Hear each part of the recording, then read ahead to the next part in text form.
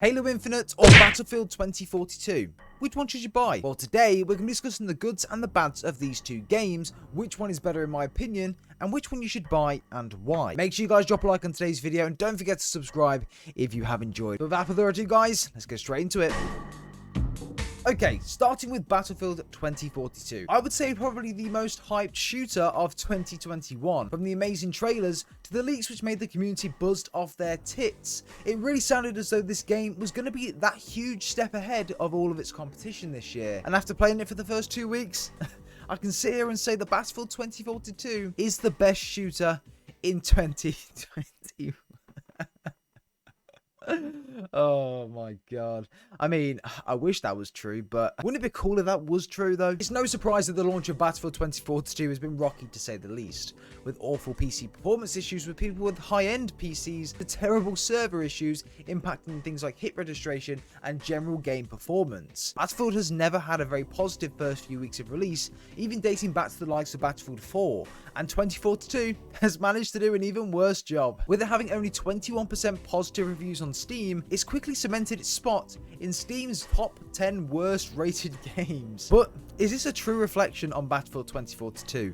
No, I don't think so. And we'll get into why that is in just a moment. But DICE really haven't helped themselves with this title. Battlefield 2042 was delayed for 1 month to polish and refine the game. But after playing it within the first 2 hours, it was apparent that it needed much more than that.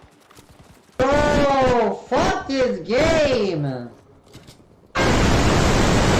This game needed a delay on top of its delay, and I would have said maybe until March next year at the earliest. The game is not in a very good state. Backlash the community has shown towards it has not helped new and returning fans' first impressions. Not to mention the game's overall lack of in-game content. This is another example of a game that's used the term live service as an excuse that all new AAA games are adopting nowadays, where content which was meant for launch has been delayed in order for it to be used as DLC, meaning it's less stress for the devs to create new in-game content for those events or DLC drops. Of course, this is not ideal in any stretch of the imagination, but what we do have in game currently does show some promise for the future. Although, under the thick skin of all the bugs, performance issues and gameplay issues, we actually do have a game which is extremely promising here. At, of course, Battlefield's core, when it properly works that is, the game is fun. Battlefield is a franchise which offers an extremely unique type of gameplay, which you won't be able to find anywhere else, and 2042 is no exception to that. From 2042 having 3 main modes to choose from: all-out warfare, the fast-paced clusterfuck in-your-face action mode, Hazard Zone, which is more slower-paced tactical approach to Battlefield,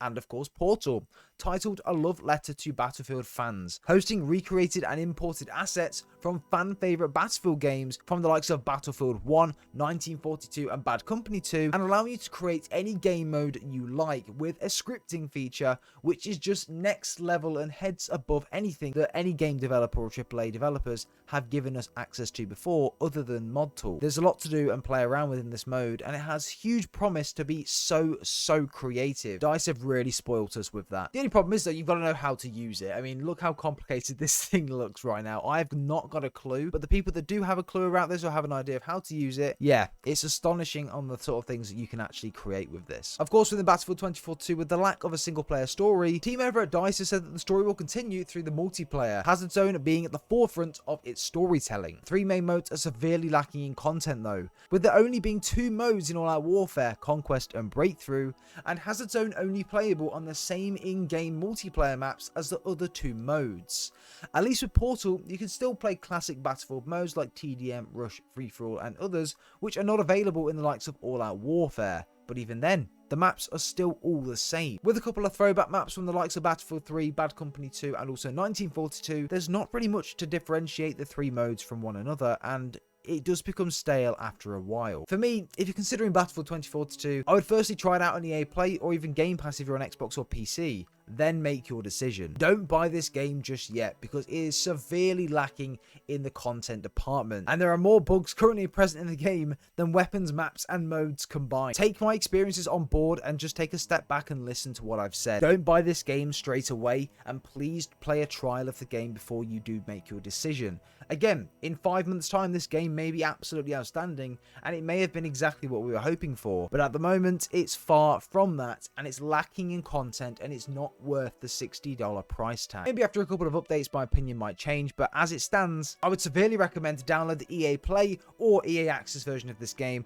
and play the 10-hour trial, and then make your decision on the back of that. Now, moving on to Halo Infinite. Where do I start with this game? The game everyone laughed at the start of the year for being compared to Vanguard and Battlefield, but actually turned out to be the best game out of the three. I'm going to cover obviously the multiplayer and the campaign for Halo Infinite, but mostly the campaign due to, of course, it being that paid title. If you guys have followed the Halo series from Combat Evolved, or if you're a new fan to the series, Halo has been on a journey, and it hasn't always been a smooth one. From the first 5 games in the franchise being a huge success, to the last 2 being quite controversial in the fanbase, 343 had a mammoth task to get Infinite right, after the fans were waiting almost 7 years for a new game since the release of Halo 5. Halo Infinite's multiplayer was released out of the blue on November the 15th on the 20th anniversary of the Xbox, and I have to say, it's absolutely fantastic. I'm not even joking when I say this, it's probably the best Halo experience that I've ever played gameplay-wise. From the fluid movement to the satisfying gunplay, Halo is back better than ever. But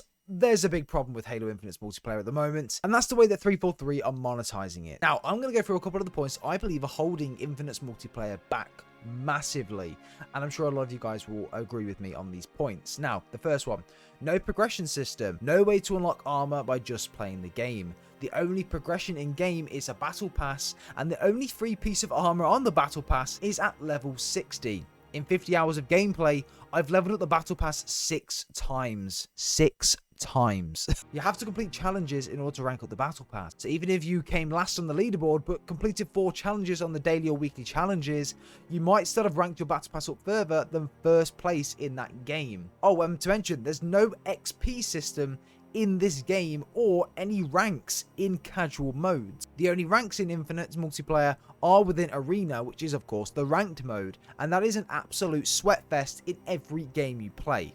Oh, and the store is filled with $20 plus skins and cosmetics everywhere you look. Infinite's monetization methods are absolutely fucking criminal, and I fear that it's only going to get worse as the year goes on.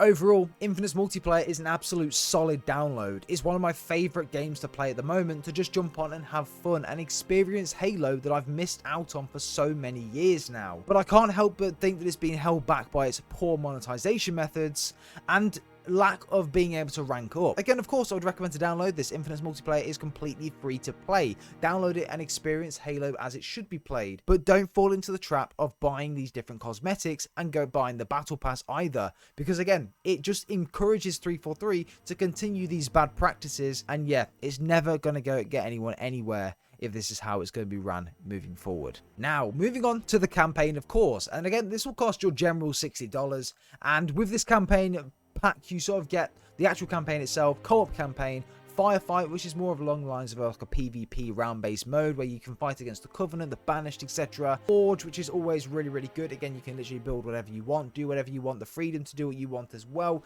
to create different game modes and custom games as well to have fun on.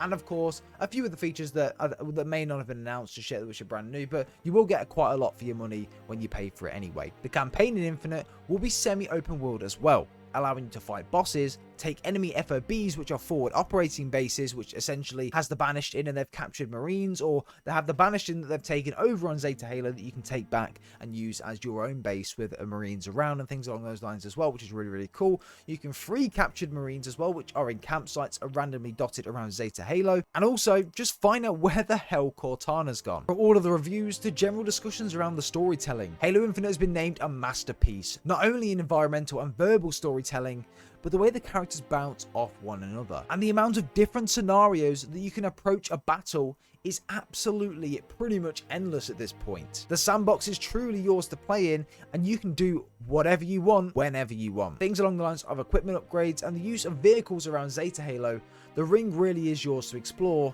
and find out the mysteries of this ring. Not to mention hidden cave systems with looting and stories to uncover inside. In general, the storyline of Infinite sounds absolutely amazing. and I'm a huge fan of the direction that the game is taking. However, I wanted to put it out there as well that Infinite's campaign may be a game which is appreciated a little bit more by the longer term fans due to its early in-game references around previous titles, characters and events. So I would do a bit of research before playing it if you are brand new to the franchise. But of course, don't let this put you off considering the game at all. The campaign has been rated very, very highly, and I can almost guarantee that it will be a fantastic playthrough and that you are going to love it as a long-term fan or someone brand new to the series. So, if I had to choose, which one would I buy? Personally, I would buy Infinite's campaign. From being a long-standing fan of the Halo series, I'm extremely excited to play this mode and experience this campaign firsthand, and just take a step back from all of the action that you would experience in multiplayer or on Battlefield. And from taking an unbiased opinion from someone that's potentially not a long-term Halo fan, I would probably look at playing like a preview of the game, like an EA Play or EA Access. I would go onto there, play my 10 hours, and then make my decision from there. Battlefield, again as I mentioned, in 4 or 5 months from now, could be the best game ever. At the moment though, it's difficult to recommend this game because of the terrible state that it's currently in. But guys, of course, let me know your thoughts and opinions down below in the comments, and which one would you rather buy? And if you agreed with any of my comments on the both games. But guys, have a good rest of your night, and I'll speak to you all soon.